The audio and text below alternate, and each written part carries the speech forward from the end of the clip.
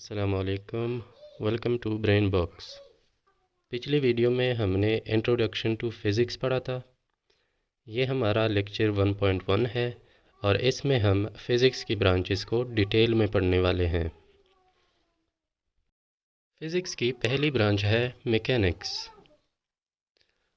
It is the study of motion of objects, it's causes and effects.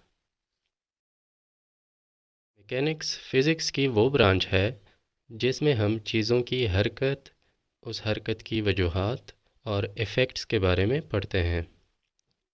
Motion में हम किसी भी object की स्पीड, डिस्टेंस, टाइम और मोशन की टाइप को देखते हैं।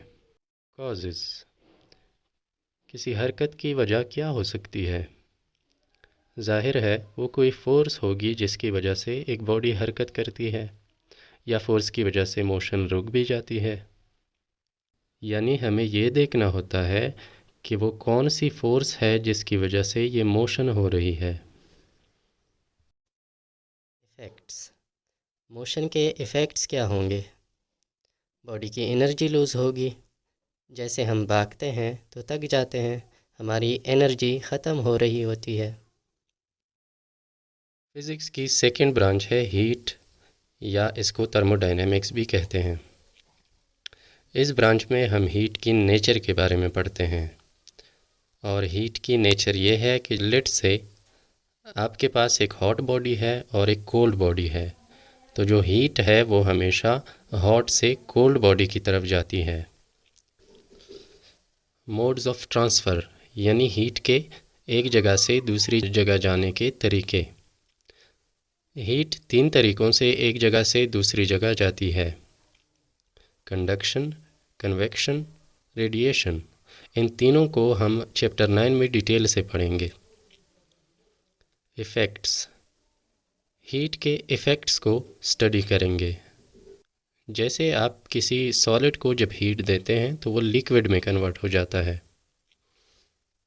फिज़िक्स की तीसरी ब्रांच है oscillation and waves, the study of physical aspects of waves, their production and properties. Physics की इस ब्रांच में हम वेव्स के जिस्मानी पहलुओं को पढ़ते हैं, और ये कि ये बनती किस तरह हैं और इनकी प्रॉपर्टीज़ क्या हैं। वेव्स असल में डिस्टर्बेंस को कहते हैं। जब आप किसी मीडियम को डिस्टर्ब करते हैं तो उसमें वेव्स बनती हैं। मसलन आप पानी में पत्थर फेंकते हैं, उसकी वजह से पानी में वेव्स बनती हैं। प्रॉपर्टीज़ में फ्रीक्वेंसी, वेवलेंथ, एम्पलीट्यूड और इसके अलावा और भी कई चीज़ें आती हैं जिनको हम वेव्स के चैप्टर में डिटेल में पढ़ेंगे। Number 4 is optics. It is the study of light, it's properties and use of optical instruments. Optics में हम लाइट और उसकी प्रॉपर्टीज़ के बारे में पढ़ते हैं, और ऐसी चीज़ें जिनमें लाइट का अमल दखल होता है उनके बारे में पढ़ते हैं। जैसे कि इसकी एक प्रॉपर्टी ये है कि जब ये किसी चमकदार सतह के साथ जिस एंगल के साथ टकराती है उसी एंगल के साथ वापस चली जाती है, या फिर जब ये पानी के साथ टकराती है तो उसकी डायरेक्शन थोड़ी सी चेंज हो जाती है। ऑप्टिकल इंस्ट्रूमेंट्स में कैमरा है, माइक्रोस्कोप है, मिरर है। इसके अलावा और भी चीज़ें हो सकती हैं जिनमें लाइट का इस्तेमाल होता है। अगली ब्रांच है electricity and magnetism. It is the study of charges at rest as well as in motion, their effects and their relationship with magnetism. इस ब्रांच में हम इलेक्ट्रिक चार्ज के बारे में पढ़ते हैं, जब वो रेस्ट की हालत में हो या मोशन में हो। इन चार्जेस का इफ़ेक्ट और मैग्नेटिज़्म के साथ जो ताल्लुक़ है उसको पढ़ते हैं। चार्ज का मैग्नेटिज़्म के साथ क्या ताल्लुक़ हो सकता है? आप जानते हैं कि चार्जेस जब हरकत में होते हैं तो वो करंट या इलेक्ट्रिसिटी बन जाती है। ऐसे चार्जेस के अराउंड एक मैग्नेटिक फील्ड बन जाती है। नेक्स्ट है atomic and nuclear physics. It is the study of structure and properties of an atom or nuclei of atoms. Atomic physics में हम एटम के स्ट्रक्चर और प्रॉपर्टीज़ के बारे में पढ़ते हैं, और अगर न्यूक्लियर फ़िज़िक्स की बात करें तो इसमें हम एटम का जो न्यूक्लियस होता है उसके स्ट्रक्चर और प्रॉपर्टीज़ को स्टडी करते हैं। Number 7, plasma physics.